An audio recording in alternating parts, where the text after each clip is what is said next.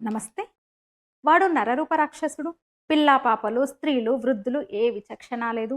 తన మతానికి మారకపోతే మారణ హోమమే. అప్పటికే లక్షలాది మంది హిందువుల తలలు తెగ్గొట్టి వాటిని ఢిల్లీ నడివీధిలో స్తూపంలా నిలబెట్టాడు. గుడులను కూలగొట్టాడు. ధనాన్ని దోచుకొని ఇళ్లకు నిప్పు పెట్టాడు. వాడు సింధు నదిని దాటి వచ్చిన మార్గమంతా కూడా అదే హింస, అదే విధ్వంసం. ఇక వాడి సైనికుల అరాచకాలకు అంతే లేదు. కనబడిన స్త్రీలను కనబడినట్టుగా మానభంగాలు, పురుషులను బందీలుగా మార్చుకొని బానిసలుగా తీసుకెళ్లడం ఇదే పని. ఒక్కో సైనికుడు కనీసం 10 మందిని తమ బందీలుగా మార్చుకున్నారు. ఆ నరరూప రాక్షసుడు పేరే తైమూర్లంగ్. మీరట్, షెహరన్పూర్, నేటి హర్యానాలోని కొన్ని ప్రాంతాలు, హరిద్వార్ ఇవన్నీ కూడా దేవపాలుడి ఏలుబడిలో ఉండేవి. తన రాజ్యంలోని ప్రజలందరినీ కూడగట్టాలనుకున్నాడు దేవపాలుడు. ఆ రాక్షసుడి అరాచకాల నుంచి తన ప్రజలను కాపాడుకోవాలనే తపన ఆ రాజుది. అంతే, మహాపంచాయతీకి పిలుపునిచ్చాడు. అదొక విశాలమైన మైదానం. ఆ రోజు అక్కడ వేలాది మంది సమావేశమయ్యారు. 1398వ సంవత్సరం అది. ఆ రోజు పౌర్ణమి. వెన్నెల విరగగాస్తుంది. మందంగా చల్లటి గాలి వీస్తుంది. ప్రకృతి ఆహ్లాదకరంగా ఉంది. కానీ అక్కడ చేరిన వారెవ్వరూ ప్రకృతి రమణీయతను ఆస్వాదించే స్థితిలో లేరు.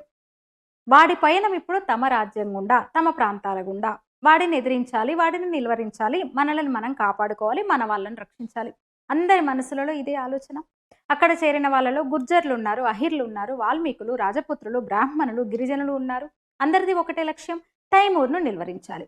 అంతే, అప్పటికప్పుడు ఒక నిర్ణయం తీసుకున్నారు.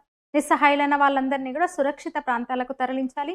దృఢమైన 500 మంది యువ అశ్విక దళం తైమూరు రాక మీద కన్నేసి గూఢచర్యం చేయాలి. 80,000 మంది సైన్యంగా ఏర్పడి తమ ప్రాణాలను త్యాగం చేసైనా సరే రాజ్యంలోని ప్రజలను, అంటే తమ వాళ్ళని కాపాడుకోవాలి.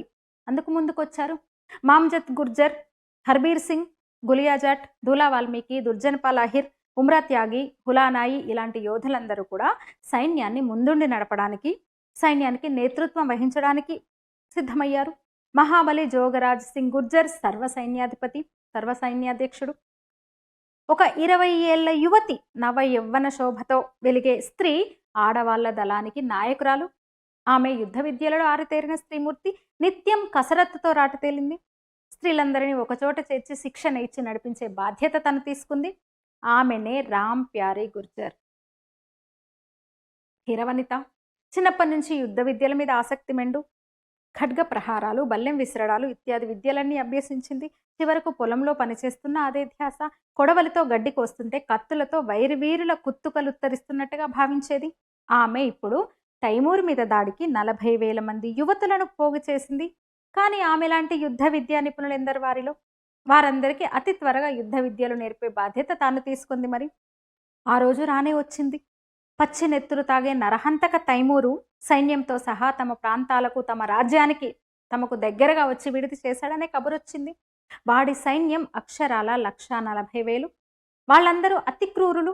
అప్పటిదాకా సైనికులు, సర్దారులు రేపు ఏ ప్రాంతాల మీద దాడి చేసి ఎలా దోచుకోవాలో మాట్లాడుకున్నారు. రాత్రి బాగా పొద్దుపోయింది. ఎటు చూసిన గాఢాంధకారం. మెల్లగా ఒక్కొక్క గుడారంలోని చమురు దీపాలు ఒకదాని వెంట మరొకటి ఆరిపోయాయి. నిశాకన్య తన నల్లటి జడలు విప్పి ఆ గుడారాల మీద పరిచిందా అన్నట్టుగా ఉంది చీకటి. చిమ్మ చీకటి, చిక్కటి చీకటి. ఎటు చూసిన గాఢాంధకారం. కన్ను పొడుచుకున్న కానరాని చీకటి. సైనికులందరూ నిద్రాదేవి గాఢ పరిష్వంగంలో ప్రపంచాన్ని మరిచి వేరే లోకంలోకి వెళ్ళిపోయారు. అప్పుడే ఒక్కసారి అన్ని గుడారాలలో నుంచి గావు కేకలు. ఏది నా కరవాలం ఎక్కడ, ఖడ్గం ఎక్కడ, నరుకుతా పొడుస్తా అంటూ అరుపులు. కత్తులు పట్టుకోవడానికి లేచిన చేతులు లేచినట్లే నరికేస్తున్నారు. పడుకున్నవాడి గొంతు పడుకున్నట్టుగానే సరున తెగ్గొట్టేశారు. ఎటు చూసినా రుధిరధారలే, రక్తపుటేరులే, నెత్తుటేరులే. ఎంత హఠాత్తుగా సంహారం మొదలైందో అంతే హఠాత్తుగా ఆగిపోయింది. తెల్లవారు చూసుకునేసరికి వారిలో 10వ వంతు సైన్యం ఊచకోతకు గురైంది.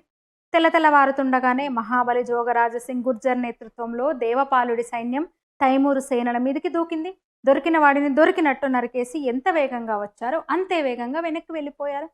బిత్తరపోయి చేష్టలుడిగి గుడారాల్లో ఎక్కడి వాళ్ళక్కడ ఉండిపోయారు తైమూరు సైనికులు. మళ్ళా చీకటి పడి రాత్రి బాగా పొద్దెక్కి నడిరాత్రి కూడా దాటింది. ఇక పర్వాలేదనుకొని నడుం వాల్చిన సైనికుల మీద మళ్ళీ మిడతల దండులాగా సైన్యం వచ్చి పడ్డది. మళ్ళీ మృత్యుదేవతకు విందు భోజనం. అలా 2 రోజులు సాగింది. 3వ రోజు తైమూరు సైన్యంతో ముఖాముఖి. యుద్ధం తీవ్రంగా సాగుతోంది. తైమూర్ను హరిద్వార్ వరకు తరిమి కొట్టింది రాజుసేన.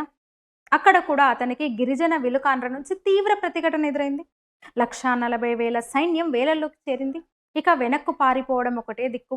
తైమూర్లంగ తన గుర్రం మీద ఉన్నాడు, ఏం చేయాలో పాలుపోవట్లేదు. అంతలోనే ఎక్కడ నుంచి వచ్చిందో ఒక ఉక్కు రెక్కల దృఢమైన బాణం వచ్చి సర్రున తైమూరు ఎదురు రొమ్ములో దిగబడింది. ప్రాణాంతకమైన గాయం అది. ఆ గాయంతోనే కొన్ని రోజులకే చచ్చాడు తైమూర్. అలా బాణం సంధించి విడిచిన వీరుడు హర్బీర్ సింగులియా. ఆయన విడిచిన బాణం తైమూర్ను బాధించడం చూసిన వాడి సైన్యం హర్బీర్ను చుట్టుముట్టి తీవ్రంగా గాయపరిచింది. అయితే అక్కడే ఉన్న సర్వ సైన్యాధ్యక్షుడు మహాబలి జోగరాజ్ క్షణం ఆలస్యం చేయకుండా మెరుపు వేగంతో వచ్చి హర్బీర్ను సమీపించి ఎత్తి తన గుర్రం మీద వేసుకొని సురక్షిత ప్రాంతానికి తీసుకెళ్లాడు. రాత్రి వేళలో గెరిల్లా యుద్ధ తంత్రంతో తైమూర్ సైనికులను ఊచకోత కోసిందెవరో తెలుసా ఆ రోజు? రామ్ ప్యారీ గుర్జర్ నాయకత్వంలోని వీరనారీమణులు. ఇది రక్తం రుచి మరిగిన నరరూప రాక్షసుడు తైమూర్ కథ. వాడికి బుద్ధి చెప్పింది భారత వీరనారి. అయితే ఒక బాలీవుడ్ స్టార్ జంట తమకు పుట్టిన బిడ్డకు పెట్టిన పేరు తైమూర్. ఎవరో తెలుసు? సైఫ్ అలీ ఖాన్, కరీనా కపూర్. ఈ వీడియో మీద మీ అభిప్రాయాలు తెలియచేయండి. లైక్ చేయండి, షేర్ చేయండి, ఛానల్ని సబ్స్క్రైబ్ చేయండి. ధన్యవాదాలు.